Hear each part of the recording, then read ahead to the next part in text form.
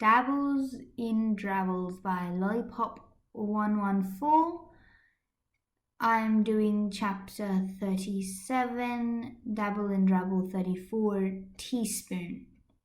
Summary. Rule number 2. Do not insult Chat Noir unless you're ready for a whole lot of red.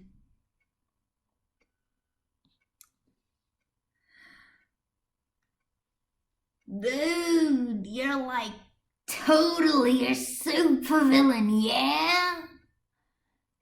Chat Noir took a hesitant step back as he eyed the drunk civilian uncertainly.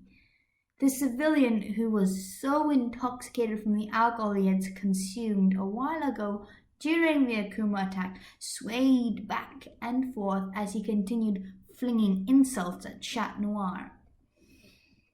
Black clothes, destruction powers! The drunk poked Chat on the chest, causing the superhero to wince and laughed. Yep, totally a villain. Get out of here, you bad guy.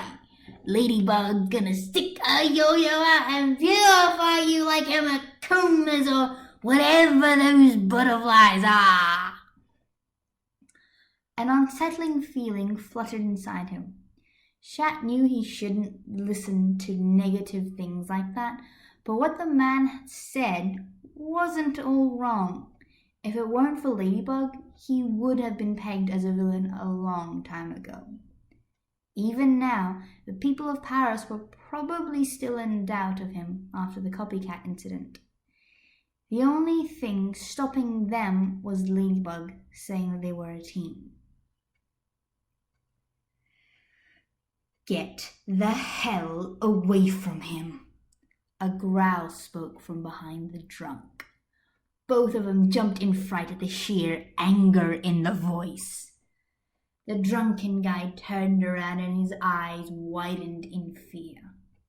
Ladybug's mouth was set in a deep scowl, her hand gripping tight around her yo-yo, the interview with the press forgotten.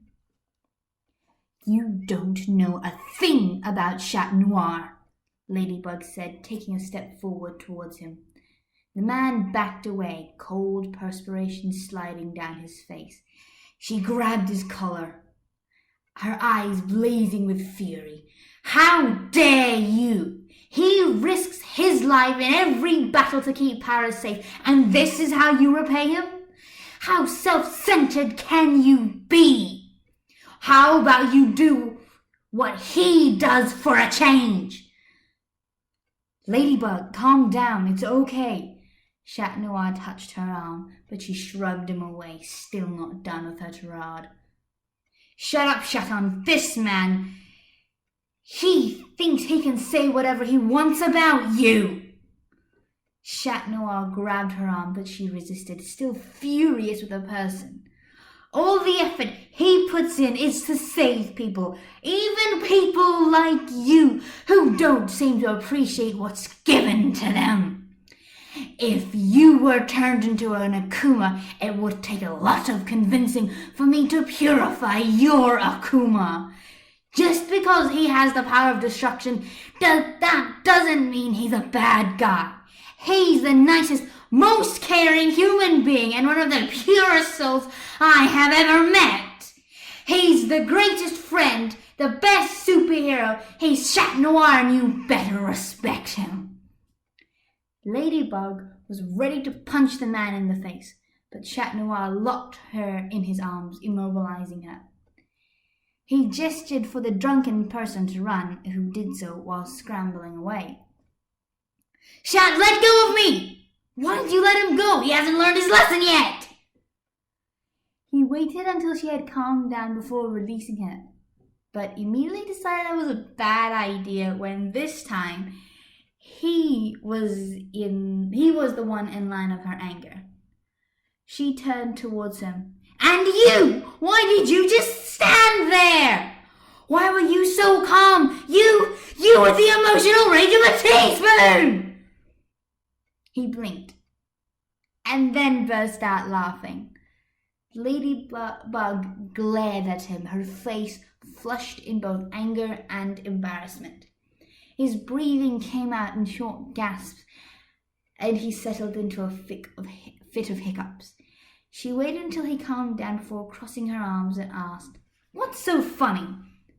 "Nothing, just..." Shat straightened and smiled gratefully at her. "Thank you, my lady." She blushed and then turned away, saying over her shoulder, "You better get that wound check shut on. If someone ever insults you again, don't just stand there." Chat Noir nodded. Just before she was about to zip away, however, she gave him one last smile and said, "You're welcome, Chat Noir." And she went away, leaving a lovesick kitty behind.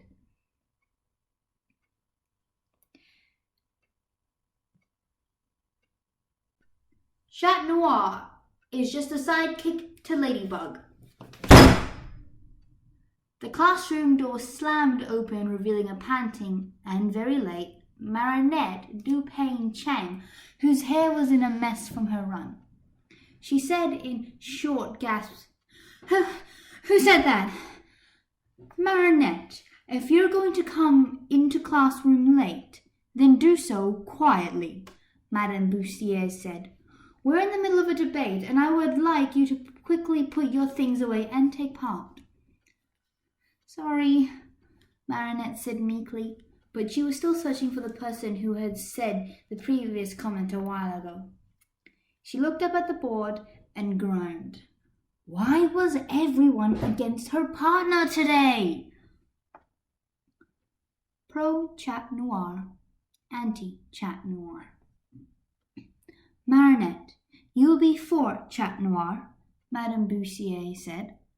Marinette walked towards the right side of the table in front of the class. Madame Bussier looked up, eyes scanning around the room, and settled on a lock of golden hair. "Adrien, you will be against Chat Noir." He looked up surprised for a moment before nodding and walked to the left side of the table, facing Marinette. Madame Bussier set the rules. Both of you will respectively debate back and forth why you are for Chat Noir and why you are against. "One question." Marinette raised her hand. "Why do we have to do this? Chat Noir is a superhero, and he will always protect Paris. Why do we need a debate for it?" "You all have seen the news yesterday of Ladybug defending Chat Noir. We all know that a superhero will not go against us, but who is to say they won't? There has been a topic going on that Chat Noir may as well be a supervillain if it were not for Ladybug," Madame Bussier explained.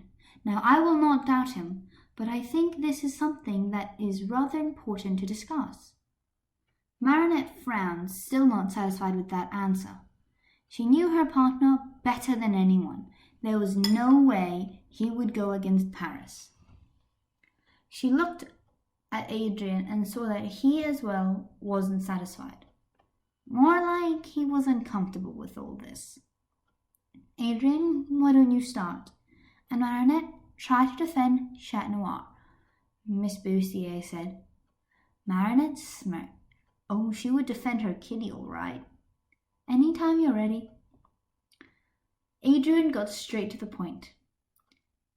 Chat Noir can be pegged as a supervillain if Ladybug didn't exist.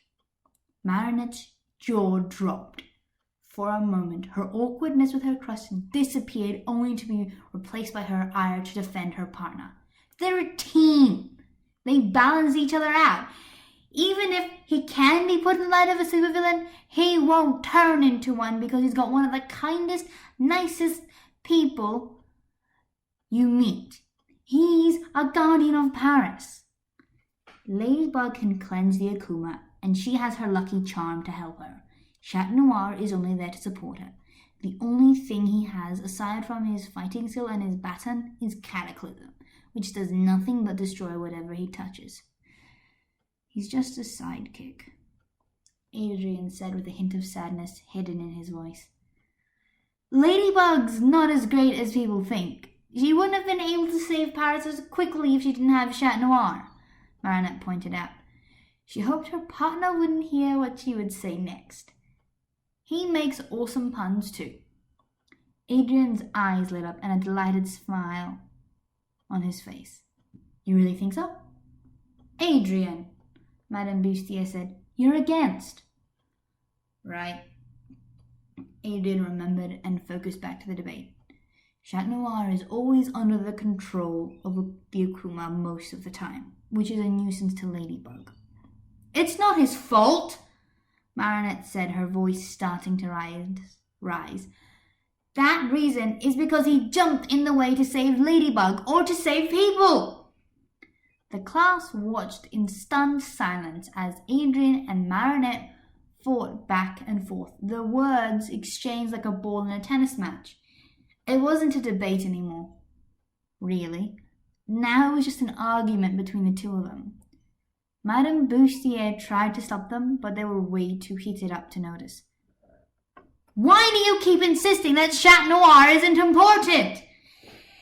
Marinette said angrily. He guided Ladybug through the dark during stormy weather. He helped me escape from the evil illustrator. He was able to fight equally with Darkblade, who was a fencing master. He risked his life to protect the students during Reflector. Aya would be dead on the first day if it wasn't for him protecting her. He's skilled at both battle and hand-to-hand combat, and he always puts the safety of people and Ladybug before himself. There's a ton more I'd like to add in that list. In the middle of her rant, Adrian was already having a growing suspicion. If what he thought was correct, then there was only one way to find out. What's so special about Chat Noir? Because it's important to me, okay? Marinette snapped. That stupid cat is too reckless, too protective, has the funniest or really awful ones, and he jumps straight into danger without a second thought of his life. Why can't you see that? Why can't anyone see that? She was on a roll now. Why is it always Ladybug? Ladybug can purify Akuma and save the day, but she wouldn't be able to do half the stuff of what she had done in the past if it wasn't for Chat Noir. Ladybug would have already given up on the first day if it wasn't for him. Chat Noir is an important and amazing, and you can't tell me otherwise. And don't tell me he can be a stupid villain because he has the emotional range of a teaspoon. Everyone was speechless. Marinette was red in the face, breathing hard as she glared at Adrian. And don't think that just because you're my crush, I'll let you badmouth my kitty. Then you thought wrong. And with that, Marinette stormed out of the classroom. Adrian stood rooted on the spot, still stunned by the recent blow up in his face. But once her words settled in, a dark flush started to form on his cheeks, to the tip of his ears and down his neck. She loves Chat Noir. She probably hates me now, but didn't she say I'm her crush? She loves Chat. And another thing, Marinette is Ladybug. Unbeknownst to everyone, Marinette was having a little breakdown outside the classroom. I'm in so much trouble. Adrian probably hates me now. Oh, please don't tell me I filmed the whole thing. I hope Chat doesn't find out. Of course, not 5 minutes later, the whole thing was up and running in the Ladybug. No one made the connection between Marinette and Ladybug except Adrian and Alia. And later that day, Chat Noir confronted Ladybug. But as to what happens next, that's for another time.